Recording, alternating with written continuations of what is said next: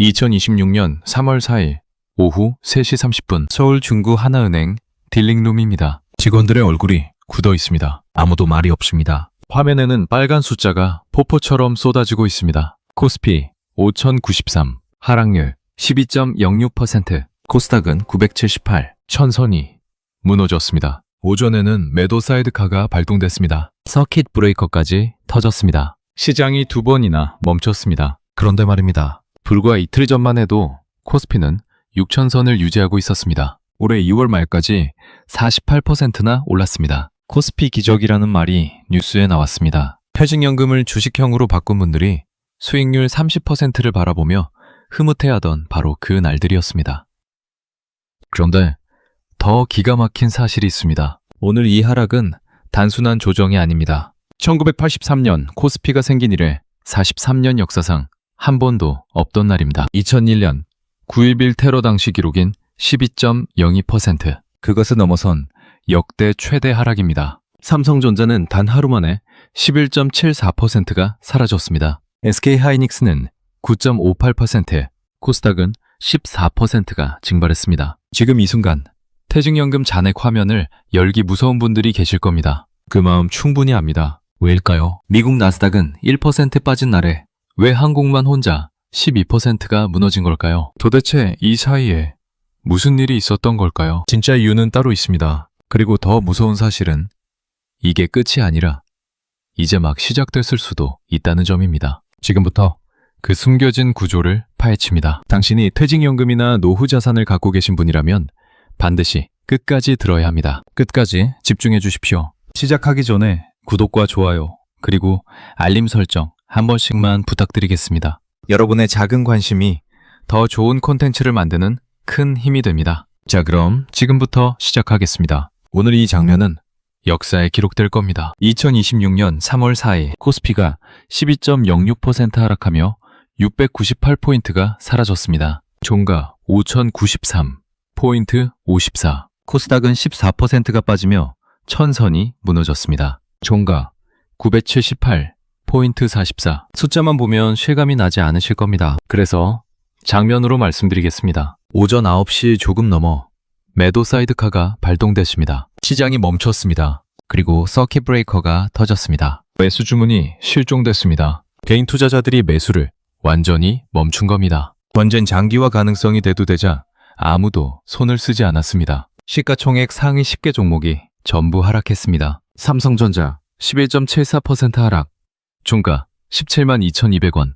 SK하이닉스 9.58% 하락, 종가 849,000원. 현대차와 기아도 두 자릿수 하락이었습니다. 외국인은 이틀 동안 5조 1천억 원을 팔았습니다. 역대 두 번째 규모의 이탈입니다. 공포지수 VKSPI가 62.98까지 치솟았습니다. 이 수치는 2020년 코로나 팬데믹 이후 가장 높은 숫자입니다. 지금 시장 참여자들이 느끼는 공포가 코로나 때 수준이라는 뜻입니다. 43년 동안 단 한 번도 없던 날이 오늘 온 겁니다. 그렇다면 왜 하필 오늘이었을까요? 왜 한국이 이렇게 무너졌을까요? 그 뿌리를 파고들면 한국이 가진 구조적 약점 3가지가 보입니다. 그 이야기부터 시작하겠습니다. 먼저 배경부터 말씀드리겠습니다. 오늘 미국 나스닥은 몇 퍼센트 빠졌을까요? 1%입니다. 일본은 3%, 중국은 1.4%, 영국은 2.75%. 같은 날, 같은 사태에 한국만 혼자 12%가 무너졌습니다. 왜 그랬을까요? 답은 한국의 구조에 있습니다. 첫째, 에너지입니다. 한국은 에너지의 97%를 수입에 의존합니다. 97%입니다. 그 에너지가 통과하는 길이 딱 하나입니다. 호르무즈 해협. 전 세계 해상 원유 무역의 20%가 이 해협을 통과합니다. 그중 84%가 아시아를 향합니다. 이 길이 막히면 한국의 에너지 공급이 흔들립니다. 우회로를 쓰면 수송 비용이 최소 50%에서 최대 80% 오릅니다. 처리할 수 있는 물량도 평소의 3분의 1로 줄어듭니다. 둘째, 시가총액 쏠림입니다. 코스피 전체 시가총액의 38에서 40%가 삼성전자와 SK하이닉스 두 종목입니다. 전기 코드 하나가 뽑히면 방 전체에 불이 꺼지듯이 이 두 종목이 흔들리면 지수 전체가 무너지는 구조입니다. 셋째, 과열입니다. 코스피가 올해 6월 말까지 48% 올랐습니다. 글로벌 주요 지수 중 1위였습니다. 그만큼 빠질 여지가 컸습니다. 여기서 힌트 하나 드리겠습니다. 2001년 9.11 테러 직후 다음 날 코스피가 어떻게 됐는지 아는 분은 별로 없습니다. 그 이야기를 잠시 후에 말씀드리겠습니다. 지금부터가 진짜입니다. 이 하락의 방아쇠는 이란 전쟁입니다. 이란 알리 하메네이가 사망했습니다. 차남이 후계자로 유력한 상황입니다. 트럼프 대통령은 지상군 투입도 배제하지 않는다고 공개적으로 밝혔습니다. 전쟁 장기화 가능성이 시장을 덮쳤습니다. 그런데 이 전쟁이 단순한 외부 충격으로 끝나지 않은 이유가 있습니다. 레버리지 계좌들이 불을 질렀습니다. 코스피가 2월까지 48% 오르는 동안 레버리지로 투자한 계좌가 크게 늘었습니다. 지수가 무너지자 마진콜이 발동됐습니다. 증거금을 채우지 못한 계좌에서 주식이 강제로 팔려나갔습니다. 그 강제 청산 물량이 시장에 쏟아지면서 낙폭이 더 커졌습니다. 외국인은 이틀 동안 5조 1천억 원을 팔았습니다. 역대 두 번째 규모의 순매도였습니다. 공포지수 VKSPI가 62.98까지 치솟았습니다. 2020년 코로나 팬데믹 이후 가장 높은 수치입니다. 이것만 봐도 사태의 심각성이 느껴지시겠지만 이게 끝이 아닙니다. 이 폭락에는 이란 전쟁 외에 또 다른 뿌리가 있습니다. KB증권 이윤택 연구원의 말을 주목하십시오. 이란 사태가 아니었어도 올해 2분기는 조정에 취약한 시기였다고 했습니다. 전쟁은 방아쇠를 당겼을 뿐이고 총에는 이미 실탄이 장전돼 있었다는 뜻입니다. 그 실탄이 무엇인지 지금부터 하나씩 꺼내겠습니다. 정부가 움직였습니다. 금융위원장 주재로 긴급 금융시장 상황 점검회의가 열렸습니다. 그리고 숫자 하나가 나왔습니다. 100조 원 플러스 알파. 현재 운영 중인 시장 안정 프로그램을 적극적으로 가동한다는 선언이었습니다. 여기에 긴급 기업 금융 지원이 추가됐습니다. 산업은행 8조 원, 기업은행 2조 3천억 원, 신용보증기금 3조 원, 합계 13조 3천억 원입니다. 13조 3천억 원. 여러분, 13조 3천억 원입니다. 기존 대출과 보증은 1년간 전액 만기를 연장합니다. 금융지원 담당자에게는 고의나 중과실이 없다면 제재를 면제하는 면책 제도를 즉각 적용해 신속한 지원을 독려한다고 했습니다. 눈치채셨습니까? 정부가 이 숫자를 꺼냈다는 것은 두 가지를 동시에 말해줍니다. 시장이 그만큼 심각하다는 신호이기도 하고 동시에 방어막이 가동되고 있다는 신호이기도 합니다. 이 방어막의 의미가 왜 중요한지 잠시 후 말씀드리겠습니다. 그런데 지금 더 중요한 게 있습니다. 이 폭락이 단기 충격으로 끝날지 아니면 길고 긴 하락의 시작인지 그것을 가르는 역사적 데이터가 있습니다. 역사는 지금 이 순간과 얼마나 닮은 장면을 보여주고 있을까요? 그 이야기가 지금부터입니다. 역사 데이터를 꺼내겠습니다. 코스피 역사상 10% 이상 하락한 날이 오늘 포함해서 딱 4번입니다. 43년 동안 4번입니다. 첫 번째, 2001년 9월 11일 9.11 테러 직후 마이너스 12.02%. 다음날 어떻게 됐을까요? 플러스 4.97% 반등했습니다. 두 번째, 2008년 금융위기 리먼 사태 연속 마이너스 10%대. 다음날 반등 없이 몇 달을 더 빠졌습니다. 회복까지 2년이 걸렸습니다. 세 번째, 2020년 코로나 3월 19일 마이너스 8.39%. 장중 1439까지 빠졌습니다. 2주 뒤 반등이 시작됐습니다. 연말에 3,000선을 돌파했습니다. 그리고 네 번째, 2026년 3월 4일 마이너스 12.06%. 역사상 가장 처참한 숫자입니다. 이 데이터를 보고 나면 무언가 보이기 시작합니다. 역대 최대 폭락 직후에 시장이 어떤 선택을 했는지 그 패턴이 보입니다. 그런데 진짜 문제는 따로 있습니다. 이번이 2001년처럼 다음날 반등하는 케이스냐, 2008년처럼 2년 동안 무너지는 케이스냐, 그 갈림길이 지금입니다. 그리고 그 갈림길을 결정하는 열쇠가 딱 하나 있습니다. 지금부터 그 이야기를 하겠습니다. 갈림길의 열쇠는 딱 하나입니다. 이란 전쟁이 얼마나 가느냐입니다. 시나리오를 두 가지로 나눠보겠습니다. 첫 번째 시나리오입니다. 한 달 이내 협상 종료. 트럼프는 이미 이란과 협상을 계속하기로 합의했다고 발표했습니다. 트럼프 입장에서 전쟁을 오래 끌고 싶지 않은 이유가 있습니다. 올해 11월 미국 중간 선거가 있습니다. 전쟁이 길어질수록 물가가 오르고 스태그플레이션 공포가 커지면 표심이 흔들립니다. 이란 입장에서도 마찬가지입니다. 하메네이 사망 이후 새 지도부가 내부 통제를 다져야 하는 시점입니다. 잽상 채널이 완전히 닫힌 것은 아닙니다. 이 시나리오가 현실화되면 어떻게 될까요? 레버리지 청산이 마무리된 후 건강한 현금이 저가 매수로 유입되는 패턴이 나타납니다. 2020년 코로나 때를 보십시오. 신용 잔고가 무너지고 나서 예탁금이 시장으로 쏟아져 들어왔습니다. 그때 예탁금이 120조 원을 넘겼습니다. 레버리지라는 불순물이 씻겨나가고 건강한 현금이 저가 매수로 들어오는 패턴. 이게 역사적으로 급락 이후 항상 반복된 구조입니다. 이게 바로 답의 절반입니다. 공포가 가장 깊은 지점이 역사적으로 항상 바닥과 가장 가까운 지점이었습니다. 그리고 정부의 100조 원 플러스 알파 시장 안정 프로그램이 지금 가동되고 있다는 사실.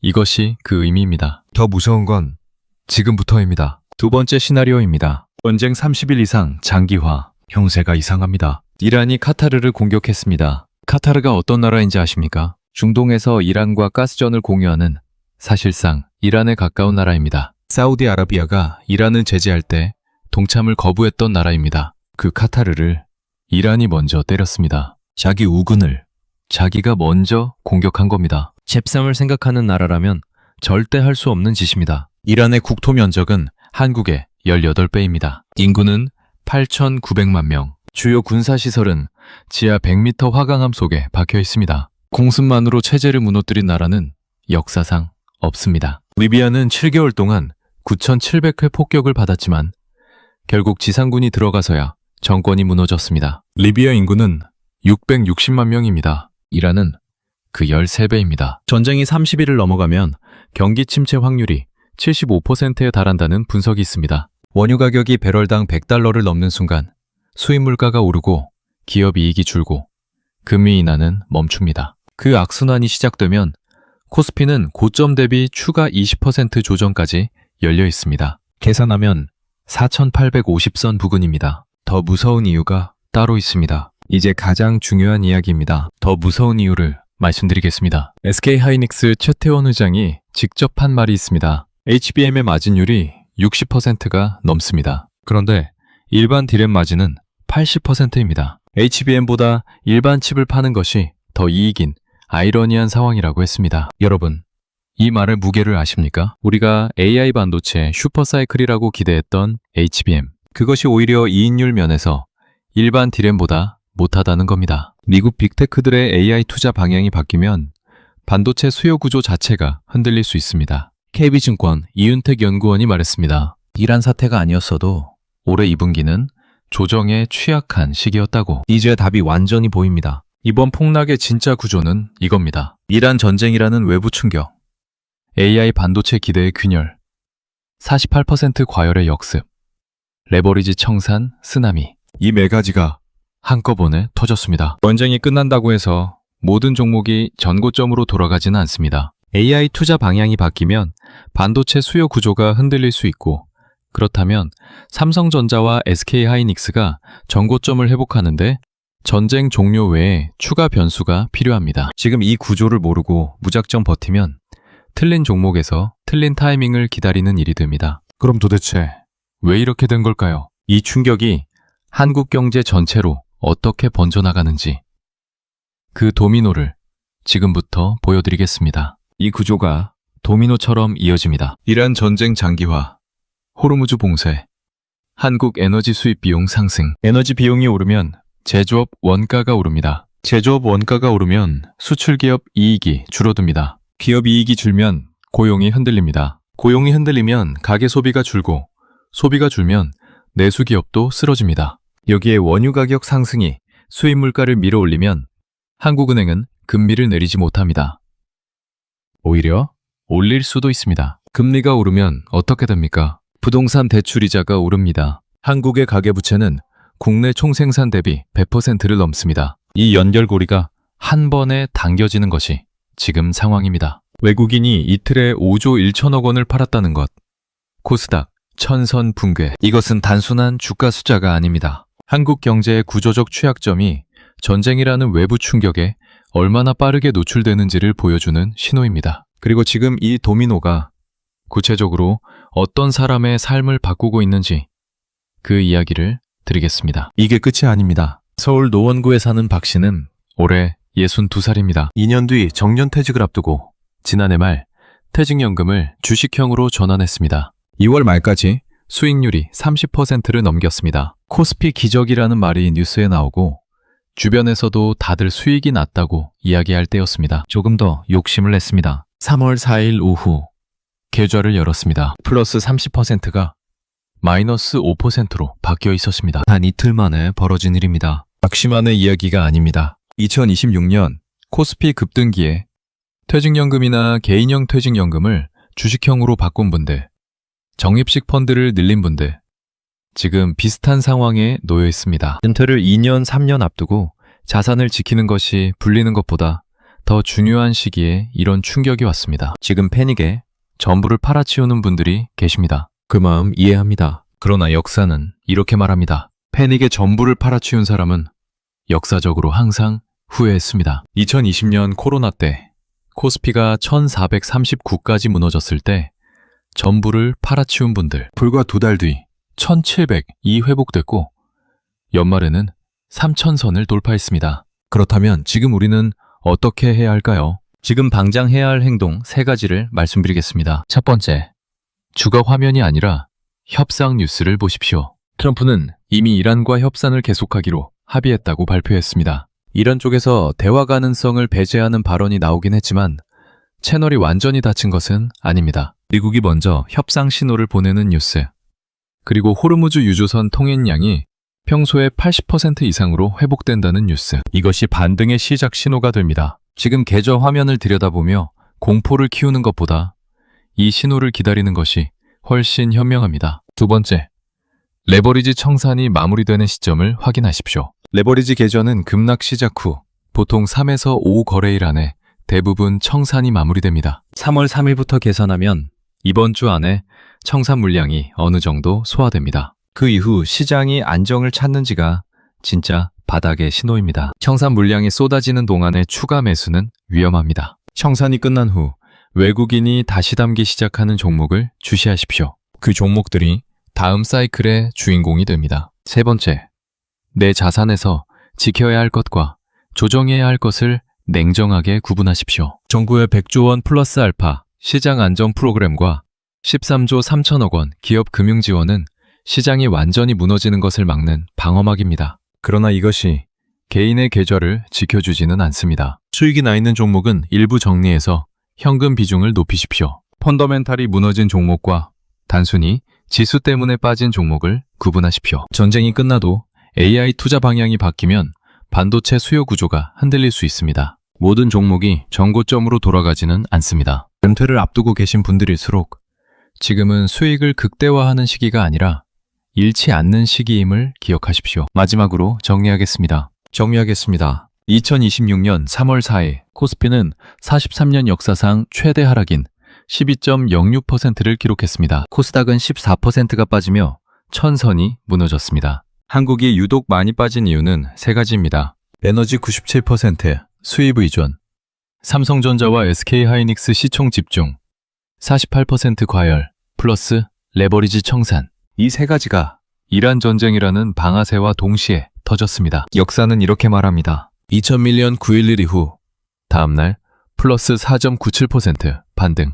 2020년 코로나는 2주 만에 반등 시작, 연말 3천선 돌파. 그러나 2008년 리먼 사태는 회복까지 2년이 걸렸습니다. 이번이 어느 쪽이냐는 이란 전쟁이 결정합니다. 협상 뉴스를 주시하고 레버리지 청산 완료를 확인하고 내 자산에서 지켜야 할 것과 조정해야 할 것을 냉정하게 구분하십시오. 공포는 지나갑니다. 그러나 공포 속에서 패닉에 전부를 팔아치운 사람과 냉정하게 버틴 사람의 결과는 항상 달랐습니다. 역사가 증명한 사실이 하나 있습니다. 공포가 가장 깊은 지점이 바닥과 가장 가까운 지점이었다는 것입니다. 지금이 바로 그 지점일 수 있습니다. 당신은 어떤 선택을 하시겠습니까?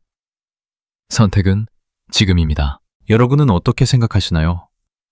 지금 이 상황에서 어떤 선택을 하고 계신지 댓글로 자유롭게 남겨주세요. 구독과 좋아요는 더 나은 콘텐츠를 만드는 데 큰 도움이 됩니다. 알림 설정까지 해두시면 새로운 영상을 가장 먼저 만나보실 수 있습니다. 다음 영상에서 또 만나겠습니다.